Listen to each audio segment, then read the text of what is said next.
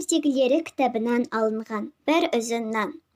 Баяғы бір заманда бай мен кедей көрші өмір сүреді. Олардың араздығы соншалықты, тіпті бір-бірінде көргісі келмейді. Байдың үйі кең, әдемі, іші толған алтын мен күміс, ал кедейдің үйі болса ағаштан жасалынған, төбесін бұтамен жапқан қора екен. Ол тіпті алтын мен күміс түгілі өзінің күнін өзі әрең көріп жүреді екен. Егін егіп, оны суарып, жемісін жеп жүреді.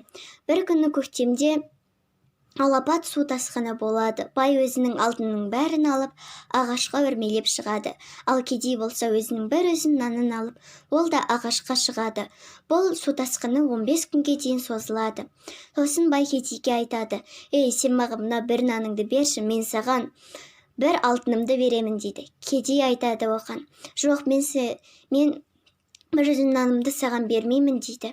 Одан кейінгі күні бай тағы да айтады: «Сен маған мынау наныңды берші, мен саған өзімнің алтынымның жартысын беремін» дейді. Ал кедей болса келіспейді. Одан кейінгі күні байдың қарны ашып, қатты әлсіреп, қатты қарны ашқан соң кедейге айтады: «Сен мына бір үзін наныңды берші өтініш, мен саған өзімнің алтынымның барлығын беремін, байлығымды да беремін» дейді. Ал кедей болса келіспейді. Сосын байдың басы айналып суға құлап түседі.